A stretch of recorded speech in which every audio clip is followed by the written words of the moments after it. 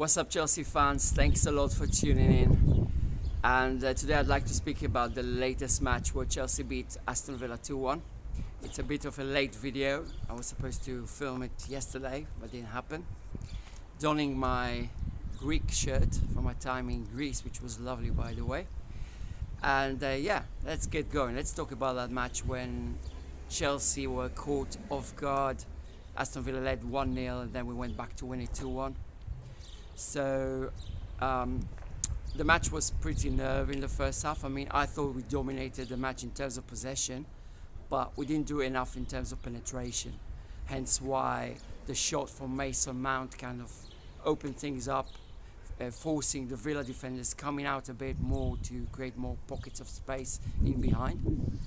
So in the first half we were pretty much dominant in terms of possession, but couldn't really get things going. And then we conceded that goal where the defenders were nowhere near the ricochet, the rebounded ball after Kepa's save.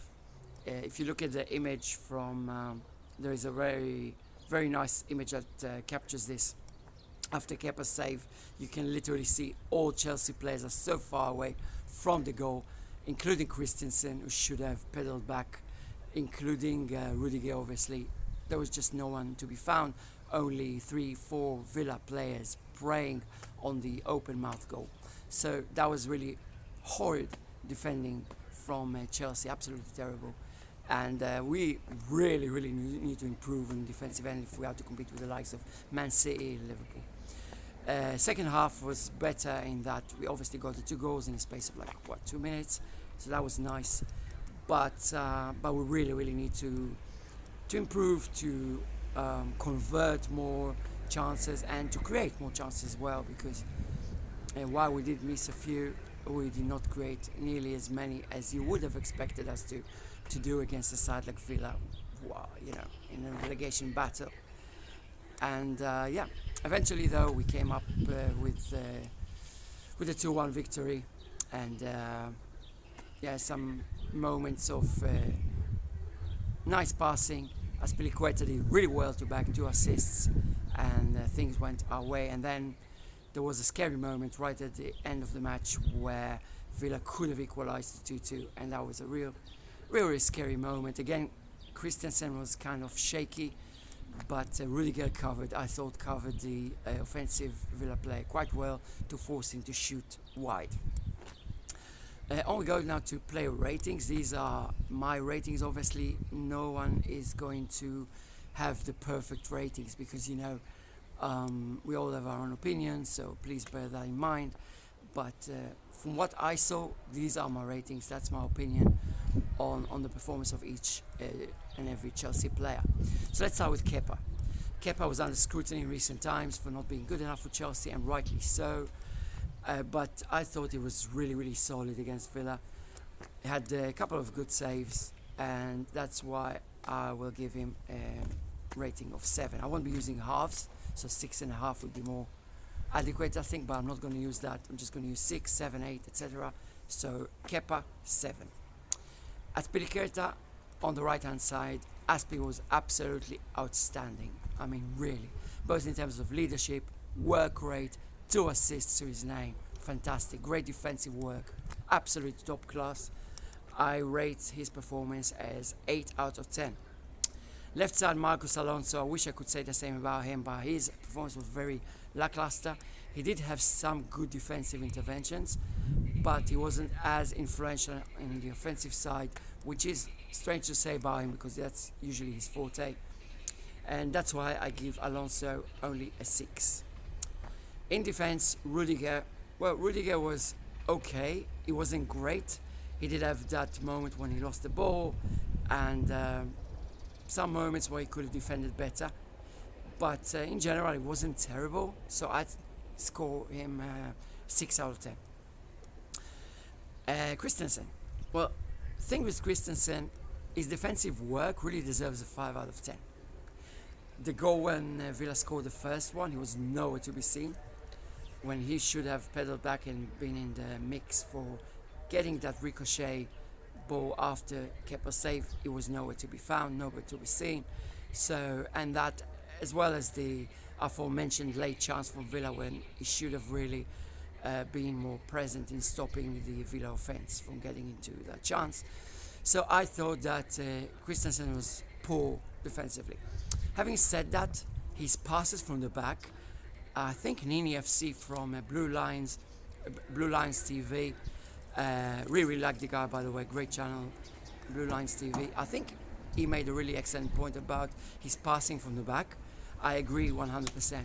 His passing from the back is immaculate. He gets the ball up front really quickly in an efficient manner, covers a lot of space really quickly with his penetrating vertical passes.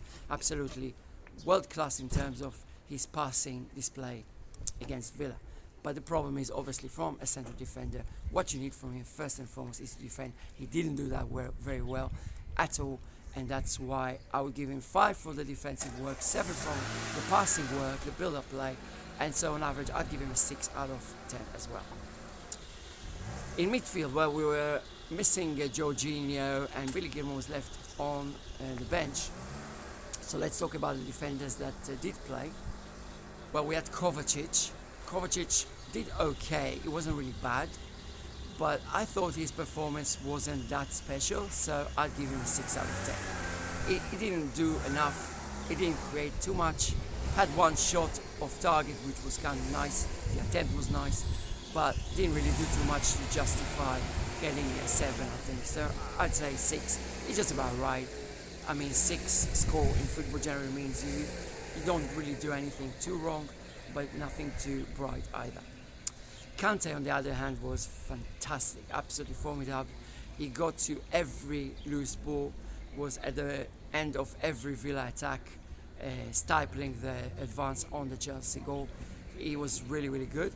I thought, obviously, he had some moments when he could have passed the ball better and wasn't that effective in creating offense, but on the defensive side of things, it was absolutely immense, and so I'd give him 8 out of 10. Right, on we go now to talk about the wingers, shall we? So first of all, we had Willian on the right-hand side, and I thought Willian was very good. He was lively, created lots of chances, and I really liked Willian's contributions to the match. He was dribbling really well. He was cutting with the ball from the right-hand side. Well, Chelsea were focusing on the right-hand side a lot on that match, and you could see Willian cutting inside with his left foot like an inside forward would, and that was really, really opening up some nice passing opportunities for him. So I thought he was lively, I thought he was interesting, and so for that performance I'll give Willian 7 out of 10. Let's talk about Mason Mount. We haven't talked about Mason Mount. Mount had a really good game, really lively, creating chances, always looking to be creating something, doing something, offensive-minded player. Really, really love that about him.